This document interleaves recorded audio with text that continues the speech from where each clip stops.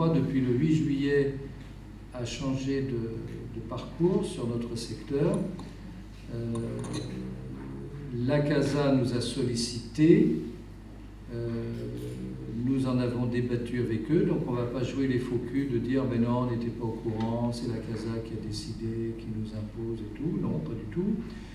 Elle nous a fait valoir qu'il y avait 7 passagers qui allaient jusqu'aux Espérès par jour. Sur 5 rotations, vous aviez 7 passagers par jour. À partir de là, c'est difficile de dire à la CASA non, non, continuez de passer parce que c'est important de garder un trafic. Et eux nous ont fait la proposition de rejoindre le pôle santé Saint-Jean. Puisque dans la presse, j'ai lu Polygone. Enfin, on n'est pas obligé de faire de la publicité pour un centre commercial. Non, le pôle santé Saint-Jean, les Villeneuvois, au village, peuvent prendre désormais le car pour aller au pôle santé Saint-Jean, ce qu'ils ne peuvent pas faire aujourd'hui. Qu'accessoirement, ils puissent pousser un peu plus loin pour aller faire des courses au centre commercial bien connu, tant mieux. Tant mieux. Ça compensera les inconvénients que nous avons de voir passer toutes les bagnoles qui s'y rendent. Tant mieux. Donc voilà, ça a un intérêt quand même pour les Villeneuvois. Donc il ne nous a pas semblé devoir nous arc-bouter pour empêcher ce changement. Le pôle santé, c'est d'Arrêt-la-Roseraie à Cagnes-sur-Mer. Et donc c'est juste se trouver au cœur de tout le milieu médical proche, quoi, quand même. Donc c'est quand même un vrai service rendu à la population. Et donc, alors, on a bien noté les observations que nous ont fait certains de nos concitoyens.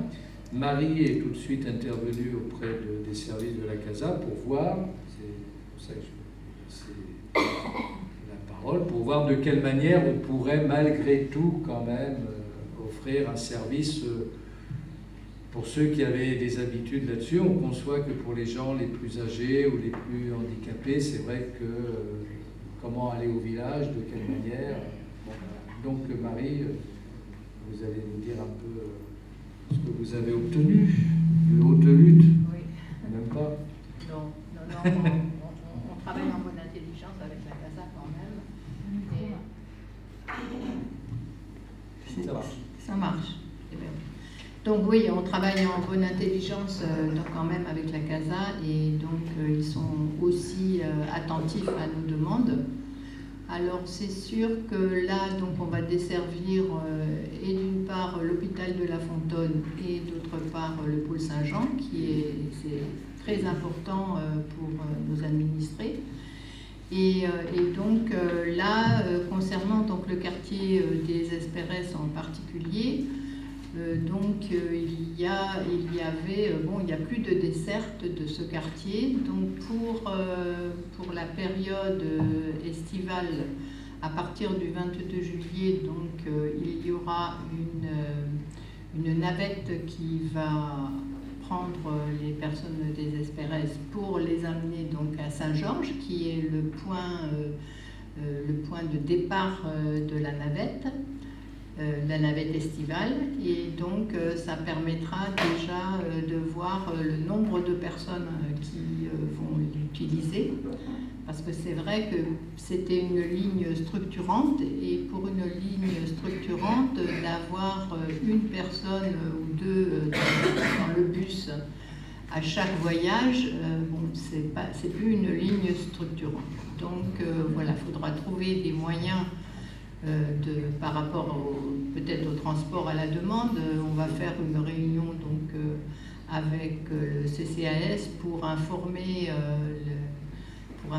bien sûr sur la ligne ici-là, qui est un vrai transport à la demande et qui est pour moi presque un taxi, à la condition bien sûr, et pour les personnes âgées ça peut le faire parce que bon, ils ne voyagent pas aux heures de pointe.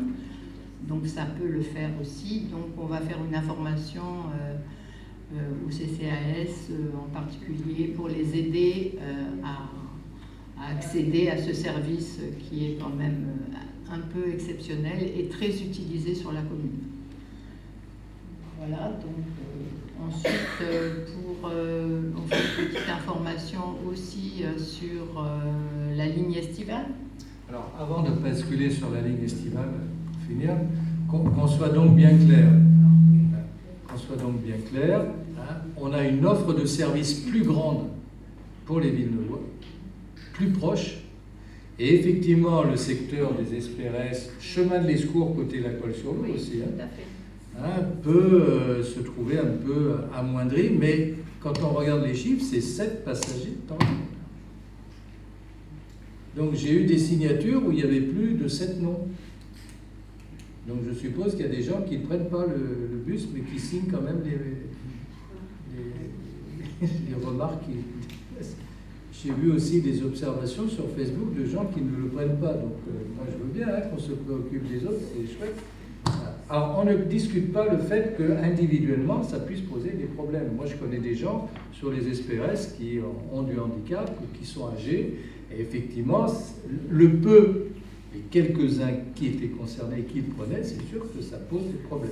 Et donc, comme l'a dit Marie, déjà dès le 22 juillet, il y aura une navette de secours, si je puis dire, qui sera disponible pour pouvoir le prendre. Donc, ça sera déjà une solution. Et surtout, il faut insister sur le fait que dans la CASA, on a le transport à la demande. On appelle et on vient vous chercher. Donc c'est ça qu'il faut développer et aider les personnes, soit handicapées ou âgées, qui n'ont pas de réflexe ou autre, pour leur apporter cette aide ou le faire pour eux éventuellement.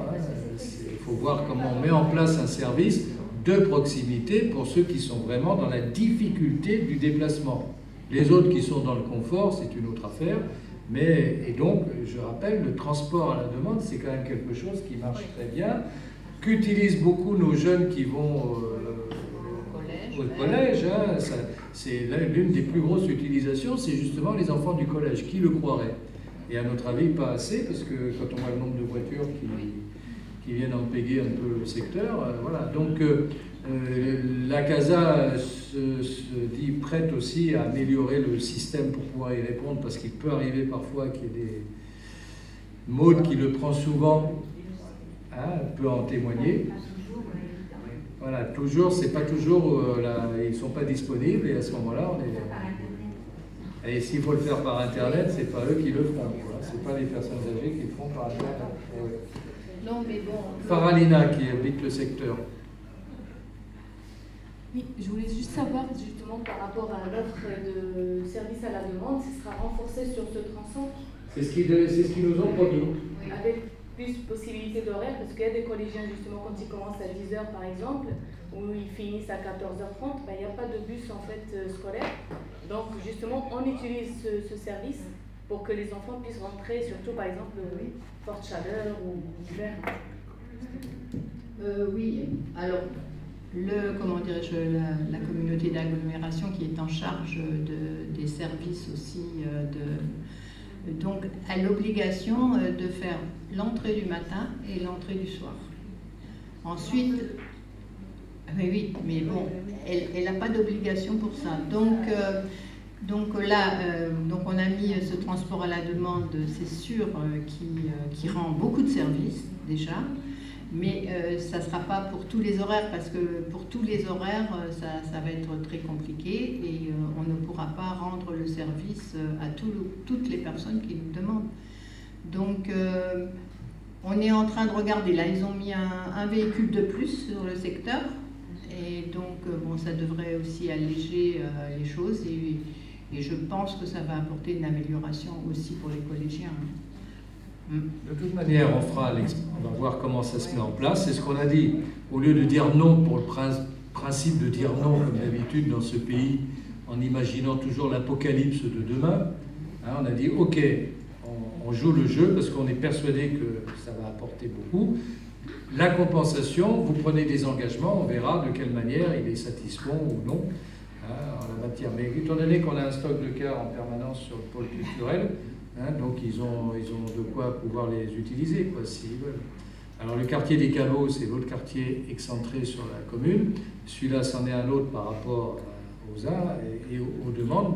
Mais on a eu une écoute quand même je ne connais pas toutes les administrations qui ont toujours forcément une écoute en la matière. Donc Didier Rossi, qui est le directeur général adjoint des services de la CASA, a été très attentif là-dessus, donc on peut l'en remercier. Ils n'ont même pas discuté, quoi. Ils ont dit oui, mais bien sûr, et la proposition de la navette supplémentaire. Donc on peut penser qu'on va surmonter l'inconvénient supposé des choses. Voilà, il faut rester optimiste, on le suit de près, et puis on fera le bilan d'ici la fin d'année déjà pour voir comment ça marche.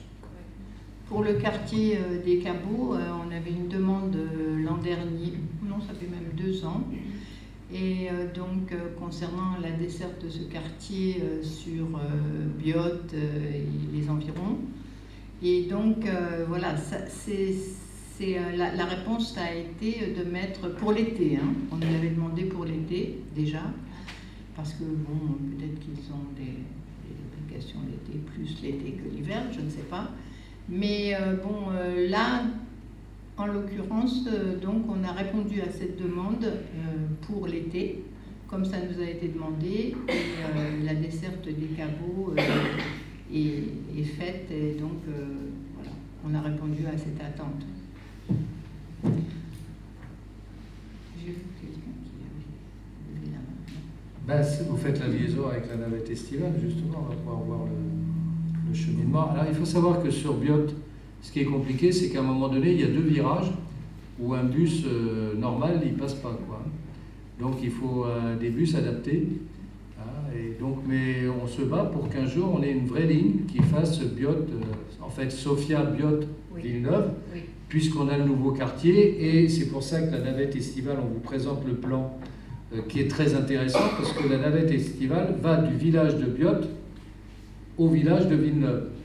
Et du village de Villeneuve, on a renforcé la desserte sur le bord de mer, donc ça permet aux gens du village d'aller au bord de mer et de revenir.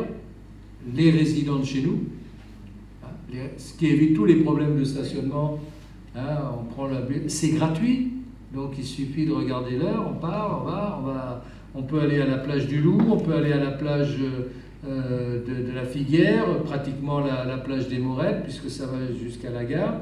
Et puis surtout, on va en allant sur Biot, on passe par tout le secteur Docteur Lefebvre, avenue des Morettes, on passe devant le camping des Morettes, justement, le camping Orion, le parc de Vaugrenier, l'avenue de Vaugrenier, les Cabots, et puis on va sur Biot. Et donc ceux qui sont aux Cabots, pour aller à la plage, c'est aussi une solution de facilité. Donc là, je trouve qu'on a vraiment un schéma complet. Ceux qui ont envie de visiter le village de Biot, ou ceux qui sont à Biot qui veulent visiter le village de Villeneuve, voilà, c'est tout bénef.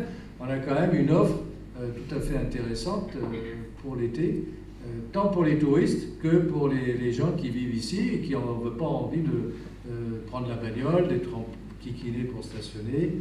Alors, je dirais que nous, on peut y aller en vélo, parce que ce soit depuis la Colle-sur-Loup ou depuis Biot, si on veut, on peut aller en vélo directement à la plage avec le sac à dos si on veut, mais tout le monde n'est pas forcément